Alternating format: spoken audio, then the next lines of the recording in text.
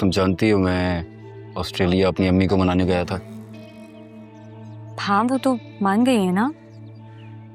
मान गई थी लेकिन अब मना कर दिया, साफ साफ इनकार कर दिया। कह रही हैं कि मैं तुमसे शादी नहीं कर सकता। मगर क्यों काशिफ, अभी तो वो मुझसे मिली भी नहीं है, ऐसे कैसे मना कर दिया? तुम मिलने की बात करती हो।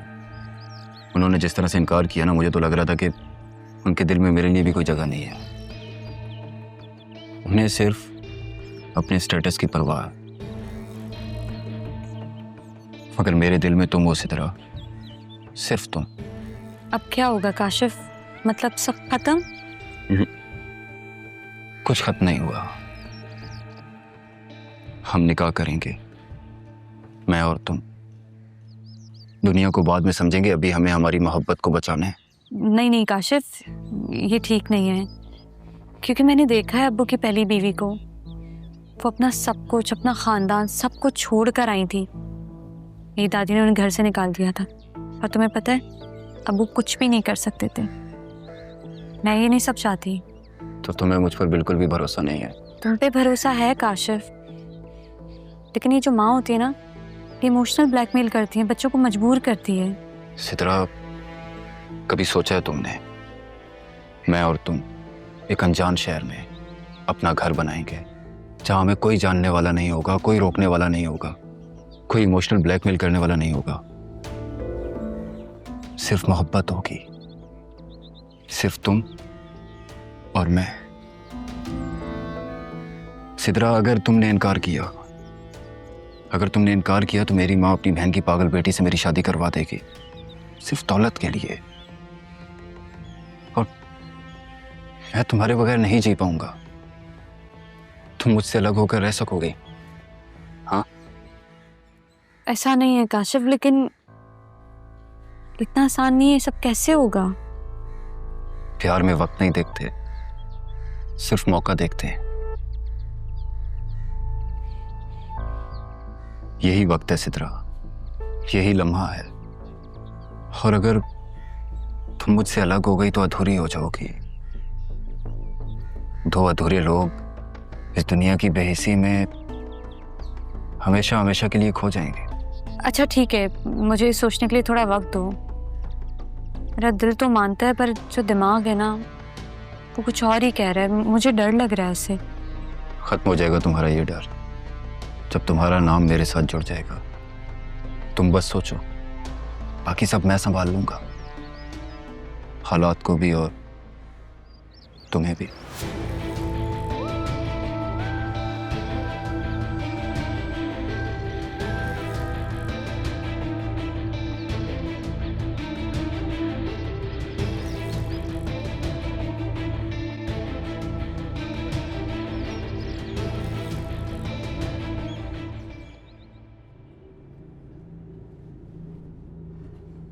अब हम आधी जंग तो जीत गए डैड। आधी नहीं, समझो पूरी जंग जीती हम। बचा ही क्या है दिल के पास? एक तो डैड, आप इतनी जल्दी हार क्यों मान जाते हैं, मुझे ये समझ नहीं आता। अभी बहुत कुछ बचा है, इतना कुछ है जो बतूल के नाम है और वो मेरे हिस्से आना है, और मैं उससे साइन करवा लूंगा। उसका दिलो दिमाग बिजनेस पे नहीं है, सिर्फ और सिर्फ आपके बेटे की तरह। तुम तो अपने हिस्से की आधी जंग जीत चुके हो, मेरी तो पूरी जंग बाकी है अभी। मैंने तारा और राहा को ढूंढना है, उनसे अपना हिसाब बेबाक करना है। तुम सोच भी नहीं सकते कि तारा के साथ होने वाली मंगनी ने मेरे पूरे घर को कैसे बिखेर दिया था। मेरे अब्बू को इस मंगनी के टूट जाने का बहुत दुख हुआ। बड़ी ख्वाहिश थी उनकी तारा को बहू बनाने की। लेकिन डैड, आप क्या चाहते थे? मैं बहुत चाहता था तारा को, मगर देख लिया तुमने, मुझे ठुकरा कर उसने किससे शादी कर ली। बतूल से तुम्हारी शादी की जिद ने मुझे मेरे इंतकाम से दूर कर दिया। राह के जरिए तारा से इंतकाम लेना चाहता था। I am so sorry dad. मैं क्या करूं, मुझे इश्क हो गया है बतूल से। इश्क को इतना सर पर ना चढ़ाओ। सर पे तो नहीं चढ़ा है डैड, आप ही का बेटा हूं। अगर बतूल ने कोई ऐसी वैसी हरकत की तो उसको अपनी जिंदगी से भी बाहर निकाल सकता हूं। अच्छा, अब घर आने वाला है, घर जाके आज तो कागज साइन करा लो।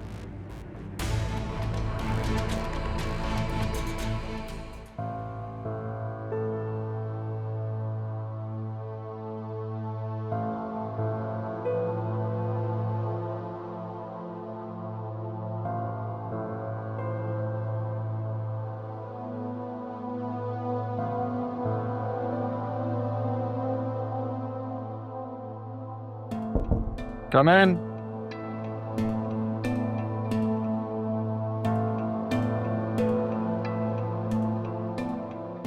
सर, उस लड़की ने अपने दोनों बयान रिकॉर्ड करवा दिए हैं। That's great. उसके शौहर का पता चला? वो माजिद अपनी लोकेशन बदल रहा है, लेकिन रमीज की कॉल हिस्ट्री और उसकी लोकेशन का पता चल गया है और कुछ ही देर में वो पुलिस कस्टडी में होगा। गुड जॉब ज़ुबैर, लेकिन ये पुलिस केस नहीं बनना चाहिए, मुझे वो वैसे ही चाहिए। श्योर सर, मैं कह दूंगा। सर, ये जिन 2 नंबर्स पर सर्कल्स हैं, इन पर रमीज ने बहुत ज़्यादा कॉल्स किए हैं।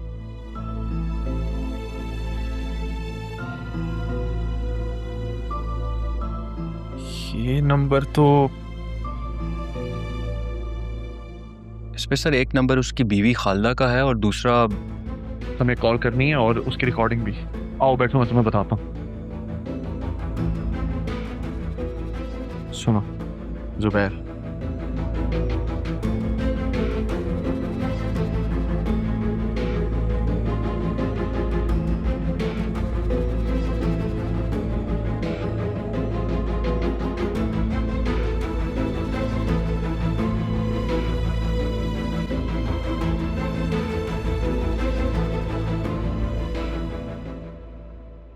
हेलो, मैडम, मैं माजिद बात कर रहा हूँ। कौन माजिद? वो रमीज ने आपका नंबर दिया था, आपसे पैसों की बात करनी है। वो बोल रहा था कि बाकी के पैसे आपसे ले लो, लेकिन अब वो मेरा फ़ोन नहीं उठा रहा। तुम रमीज को बोलो वो मुझे कॉल करे, उससे बात करूंगी मैं। आप उससे कहे कि आपसे खुद बात करे, मुझे मेरे पैसों से मतलब है, नहीं तो। अच्छा, मैंने तुम लोगों से कहा था कि राह को जान से मारना, लेकिन नहीं, वो तो बच गई। और एंड वक्त पर अरमान भी आ गया, उसे लेकर भी चला गया। वो पहुंचा कैसे है वहां पे? रमीज को बोलना वो मुझसे बात करे, उससे पैसे दूंगी। और तुम खबरदार आज के बाद मुझे कॉल करो तो रखो फोन। सर, हाँ सर, ये कॉल हमारे पास प्रॉपर प्रूफ है। हाँ, इसकी कॉल हिस्ट्री रिकॉर्ड करवा के मुझे बताओ, लोकेशन भी ट्रैक करो।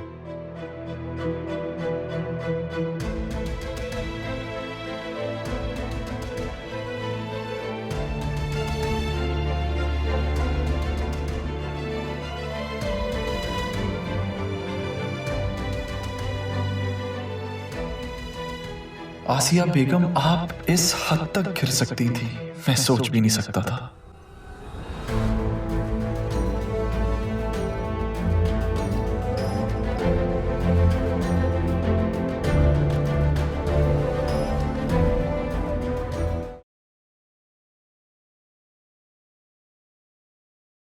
हाय।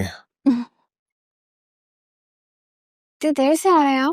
हाँ, बस आज ऑफिस में जरा बिजी था, बहुत सारे काम थे।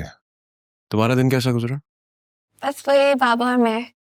आप जानते हैं, सारा दिन बाबा के साथ गुजारने के बावजूद मैंने आपको बहुत मिस किया। मैं तो वेट कर रही थी कि आप ऑफिस से आएंगे तो मैं आपको तैयार मिलूंगी, लेकिन आज आपने आने में इतनी देर कर दी। हाँ, बस ऑफिस से याद आया, ये मैंने तुमसे आज बड़े इम्पोर्टेंट साइन लिए थे एक पेपर पे, इस पे साइन कर दोगी? आओ, मैं यहाँ आपसे अपनी फीलिंग्स डिस्कस कर रही हूँ और आपको साइन की पड़ी है। बाद में पढ़ के कर दूंगी। क्या मतलब बाद में पढ़ के कर दोगी? तुम्हें मुझ पर भरोसा नहीं है? नहीं सर, ऐसी तो कोई बात नहीं है। तो फिर क्या? मैंने इतनी मेहनत से ये फाइल बनवाई है तुम्हारे लिए ताकि तुम इजीली साइन कर सको। इतने काम रुके मैं ऑफिस के अंदर और तुम कह रही कि तुम पढ़ के साइन करो। मत करो sign. I'm sorry sir, I didn't mean to hurt your feelings. I'm so sorry. मुझे आइडिया नहीं था कि आप इतने परेशान हैं। बतूल, आई एम सॉरी। ऑफिस में इतना काम है, एक के बाद एक लीगल इशू सामने आ रहा है। It's just too much for me. I don't know what to do. मैं जाके चाचा को तो नहीं बोल सकता, वो स्ट्रेस हो जाएंगे। नहीं, आप प्लीज बाबा से अभी कुछ मत कहिएगा। आप तो जानते हैं उनकी तबीयत ऐसी नहीं है।